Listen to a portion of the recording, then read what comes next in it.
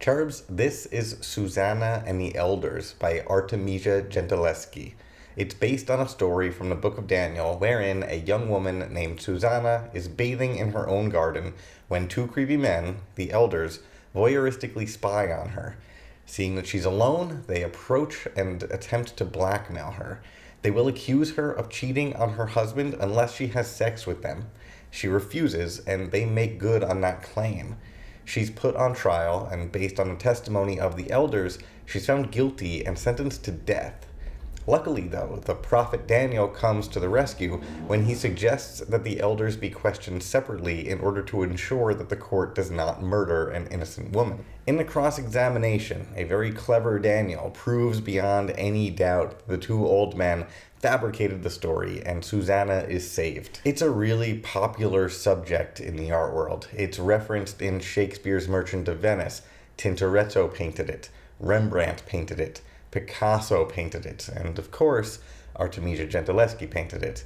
And that's only a fraction of the artists who have tackled this subject. Artemisia's version takes a special significance, though, given the context of Artemisia's gender and her biography. She was about 17 years old when she painted this, and in the year following this painting, she was raped by her instructor, the artist Agostino Tassi. Though he was found guilty, Artemisia's reputation was destroyed in the course of a difficult trial. So this particular iteration of the Susanna story has a powerful biographical resonance that the other ones just don't. Now, this is Susanna and the Elders Restored by Kathleen Gilje. I call it that because that's the name of the painting. Susanna and the Elders Restored. This is not a restoration of the Artemisia painting. This is a new painting by the artist Kathleen Gilje. It just looks exactly like the Artemisia painting. Like, exactly. Gilje is a master at copying the style of other painters, and we can, of course, marvel at how accurately she's copied Artemisia's style here. She copies the style of other artists as well, not just Baroque painters. It's really insanely awesome how she's able to do this. So there is no questioning Gilje's talent with a paintbrush. This version of Susanna and the Elders appears to be a perfect copy of the original. But here's where this gets interesting. Gilje's work doesn't simply demonstrate a knowledge of Artemisia's technique. It demonstrates a knowledge of history, art history, and art theory all at the same time. Actually, it does even more than that. It contributes to the landscape of art history and art theory regarding this particular painting. She is doing art history. She is doing art criticism with this painting. You may think that that sounds like a crazy claim. I mean, how can simply copying a painting add to the conversation about it? How can it be art history? It's just a copy. Well, stay with me. Gilje knows Artemisia's story. She also knows that Renaissance artists like Artemisia sketched out their paintings using a pigment which had many nicknames, but here we'll just call it lead white, in order to outline their composition before starting the work. These are often called underdrawings because they are literal drawings underneath the painting. And so these drawings show up if we x-ray the painting. For example, this is Rembrandt's portrait of Frederick Reilly on horseback. When researchers at the National Portrait Gallery examined this image with an X-ray, it revealed Rembrandt's original plan to have Frederick standing. It seems as though Rembrandt decided to simply turn the canvas 90 degrees and start over with the subject on horseback. So here's the thing. If we play that same game with Gilje's painting, it reveals this. In the underdrawing, Susanna is not shamefully or fearfully putting up her hands to ineffectively avoid the elders. She is instead gripping a knife and violently screaming with every muscle in her body coiled in a combination of rage, fear, and frustration. This adds so many layers to the painting. I didn't even intend that pun. It adds so many levels to this painting that I'm concerned about my ability to even address them all effectively. For starters, it acknowledges Artemisia's biography and frustration with her trial, but deeper than that, it hints at the psychological pressure that Susanna and Artemisia are under within a justice system that may not believe women. This pressure to cover up the fear or rage or whatever strong reaction that they want to have in response to violence or harassment within a meek or frail disposition, which would gain the sympathy of a jury, both literal and the jury of public opinion, because according to both, A virtuous woman isn't an angry woman. At one point during the trial, Artemisia in the transcript says, "I'd like to kill you with this knife because you've dishonored me," and she throws the knife at Tassi. She had rage. But this painting by Gilje is a literal illustration of those strong emotions covered up by something that plays into more traditional feminine values. She's vulnerable and meek, which can be a comment on art itself. There's a mimetic representation perceptible to the world, and then there's the artist's authentic personal experience beneath it. In fact, during an interview with Francis N. Naumann, Kathleen Gilje said of this painting that it was as though the upper surface, the painting we all know as Susanna and the Elders, covers the lower surface, which is her own personal story. It's as though her ghost is there telling the story, "Yes, I painted this, but here is my real story." This restoration also nods at the history of Artemisia's historical reception. Though recently she's been getting more attention, and there's a great art assignment video on that topic, which I will put a link to in the description below, she was historically left out of many art history books. In fact, many of her works have been misattributed to male artists. In other words, it's been easier to assume that work of this quality was done by men. It's easier to believe in the talent of men in the same way that it's easier to believe in the word of men, which is what this painting is ultimately about. Her self-expression has been covered up by a failure of the art world to give it the attention that it deserves. Gilje gets all this, and she puts it into her restoration, which becomes more than just a work of art. It's a work of art history and a work of art criticism that contributes to the landscape of Artemisia's larger reputation and discourse surrounding Artemisia's work. Gilje does this often. She's always trying to change the conversation about art and art history through the creation of more art. The lead-white underdrawing is clever, but this isn't the only type of revision or restoration that she does. I mean, she has used it in other works, but discussing those would probably lead to this video being age-restricted. You can look them up on your own. I'll link to the resources in the description. But she has other tricks as well. This is a painting by Peter Paul Rubens, the great Baroque master of the early 17th century. It's a portrait of his wife, Helena Formet, draping herself in fur.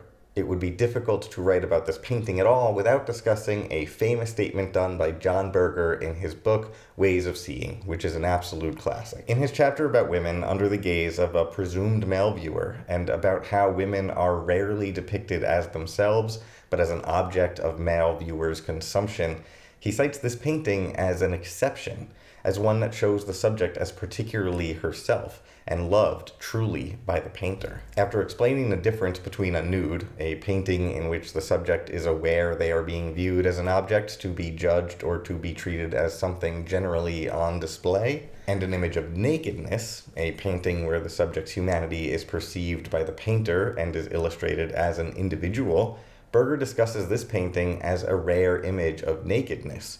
She's loved rather than objectified, according to Berger. In fact, he says, her body confronts us not as an immediate sight, but as an experience. The painter's experience. Why? There are superficial, anecdotal reasons, her disheveled hair, the expression of her eyes directed toward him, but the profound reason is her appearance has been literally recast by the painter's subjectivity. The implication by this statement is that with this recasting, the painting transcends the genre of the nude. The subject is not objectified, and she is seen as herself. As part of this recasting, Berger notes that her lower half is dynamically and impossibly too far to the left to meet up with her torso. He cites this as compositional evidence that the painting is an intimate moment between the painter and his wife that shows not just the moment of dressing, but the process, which makes it less of a nude. I don't know, that's what he says. Kathleen Gilje has other ideas about the painting, though. This is her Het Pelskin, restored. Again, it's incredible how Gilje can match styles with Rubens, but also she directly responds to Berger. She enters the conversation of art history. Helena was only 16 in 1630 when she married the 53-year-old Rubens. For Gilje, this painting is about an older man's possession of a younger wife. The painting's name is Het Pelskin, which translates to something like the fur. The young bride is draping herself in fur, and the fur, in Gilje's reimagining of the painting, grows the hands of the artists. So there is, as she commented on in an interview, an element of Beauty and the Beast here. The older, brutish man embracing the younger, healthy woman. The hands of the artist grab her from that fur and that darkness, and that fur and darkness, even Berger admitted, is a metaphor for sex. She even paints the hands pulling that left leg back, no doubt an explicit reference to Berger. Gilje's version is a clear comment on how the act of painting is an act of possession in art history, and it is a deeper comment on the male gaze than Berger was capable of. Rubens' original painting is a statement of his possessing this young woman's body. Gilje's painting just makes it more obvious. She's able to paint her rebuttal rather than write it, and the point is well made. Another way that Gilje enters these conversations through her work is by giving a portrait an unexpected tattoo, but it's always for a good reason. Like this restoration of Leonardo da Vinci's painting of Ginevra de' Benci. The original has no tiger chest tattoo, but her restoration does. So let's start with the original if we're going to figure out why. This is Leonardo da Vinci's painting of Ginevra de' Benci. She was a wealthy young woman who had plenty of admirers. She was known for her clever poetry, which she would write in response to the poems written by her admirers. And this became a part of a general reputation that she had for being an intelligent conversationalist. Unfortunately, only one line of her poetry has survived history, and I'll get to that in a bit. Quick but related tangent first. This is a portrait of Queen Elizabeth. The sieve in her hand is a reference to a story of a Vestal Virgin in ancient Rome who performed a miracle in order to prove her chastity by carrying a sieve full of water without a single drop falling. So the sieve in Elizabeth's hand is a celebration of Elizabeth's virginity. At the time of this painting, Elizabeth was being courted by the Duke of Anjou, and so this painting celebrates Elizabeth's virginity in a way that would flatter her chastity and encourage her to avoid marriage. The patron did not want to see that marriage happen. It's an attempt to influence Elizabeth's behavior by flattering her virginity. The reason I bring this up is it seems like something like that is happening in Leonardo's portrait of Ginevra de' Benci. On the reverse side of this image is a juniper, laurel, and palm wreath with the inscription Virtua forma decorat, which means beauty adorned virtue. There are a lot of questions about the original portrait, who commissioned it, and for what purpose, but with the inscription, it's easy to believe that there is a similar manipulation happening to that of the sieve portrait, an attempt to influence a woman's behavior through flattery by saying that her power or her beauty is derived from some expectation of virtue and by extension, sexual purity. Well, Gilje changes that script a bit by including the one surviving line of Ginevra de' Benci's poetry. I ask your forgiveness, and I am a mountain tiger. The implication of Gilje's revision is that this is Ginevra in her own words, rather than the aspirations of some patron or suitor projecting an image onto her. Her beauty derives from the mountain lion bursting from her heart in the Gilje painting, not from some societal expectation of virtue. Point is, Gilje is commenting on the representations that we have of women, and in this case, attempting to use the sitter's own words to fashion a new image that will be part of the landscape of Ginevra de' Benci's reputation from this point on. She's creating new artworks to change the narrative of past artworks. So what I like so much about Gilje's painting is that she is certainly creating art, and it could, on the surface, seem like a gimmick, like those memes of empty artworks that appeared on my Facebook wall during the times of COVID. But Gilje's work is so much more complex than that. It is a social criticism, art history, art theory. It's meaningfully contributing to the understanding that we have of these paintings. The art critic Linda Nochlin said it well when she writes that Gilje helps us look at the old masters with new eyes. She's giving us an unconventional way into the stories behind these paintings and the ways that they've been received historically. And that's, I think, where I'm going to end this one. If you like the way I discuss paintings and want to see more like it, please consider subscribing. Thank you for watching.